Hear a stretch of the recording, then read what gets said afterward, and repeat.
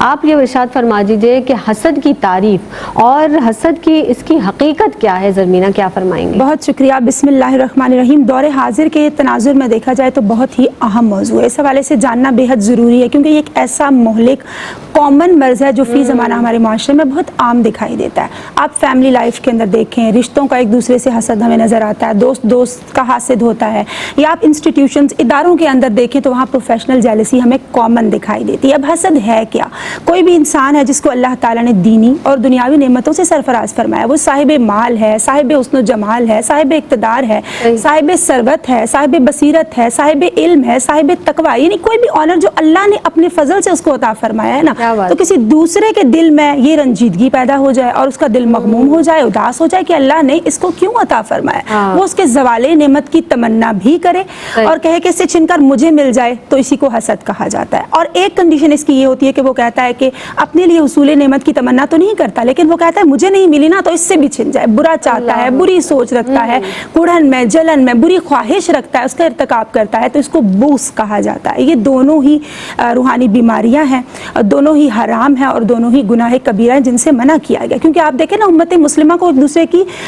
खैर ख्वाही चाहनी चाहिए, उसको जज्बे वाहिद की मानद करार दिया गया है कि एक it's just like a body, अगर हमारी बॉडी में कहीं एक हिस्से में तकलीफ है तो सारा जिस्म उस दर्द को महसूस कर रहा होता है। तो डेफिनेटली हमें इससे बचने की हर मुमकिन कोशिश करनी चाहिए, क्योंकि जो उलमा है वो कहते हैं जब एक इंसान मोतरज़ होता है ना कि अल्लाह ताला की अता है ना किसी भी इंसान पर, कोई भी साहिब नेमत इंसान है जिसको अल्लाह ने सरफराज फरमाया, तो वो कहता है इसको क्यों मिली। तो जब वो अल्लाह की नेमत पर या तकसीम पर एतराज़ कर रहा होता है तो गोया अल्लाह के गज़ब को दावत दे रहा होता है। क्योंकि आप देखें जो बड़ी रातें होती हैं, जो मुक़द्दस रातें हैं, जैसे शब बारात है, तो उसके लिए फरमाया गया कि बनी कल्ब की बकरियों के बालों के बराबर इंसानों को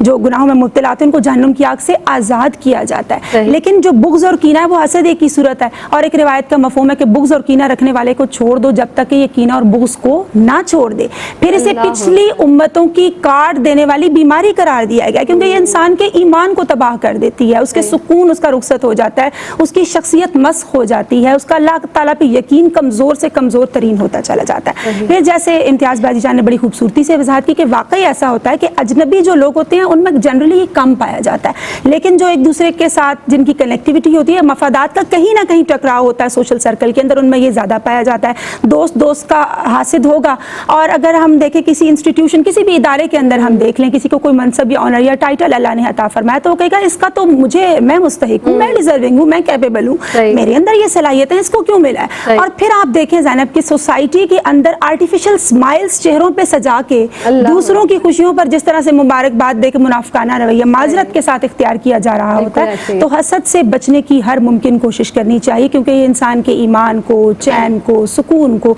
तबाह बर्बाद कर देता है। और इसको हदीस मुबारका की रोशनी में एलवा से तशबीह दी गई है, उसको मुसब्बर भी कहा जाता है। ये एक दरख्त का कड़वा रस होता है, it has its own medicinal properties, लेकिन जब उसको शहद के साथ मिक्स किया जाता है तो वो अपनी कड़वाहट से शहद को भी खराब कर देता है। तो हसद एक छुपा हुआ मर्ज है ना, बेसिकली हमें इसकी अलामतें तो नजर नहीं आती, लेकिन with the passage of time अलामात जाहिर होती हैं और इंसान की दुनियावी और उखरवी जिंदगी को तबाह बर्बाद करके रखती है। बिल्कुल ऐसे ही है, यानी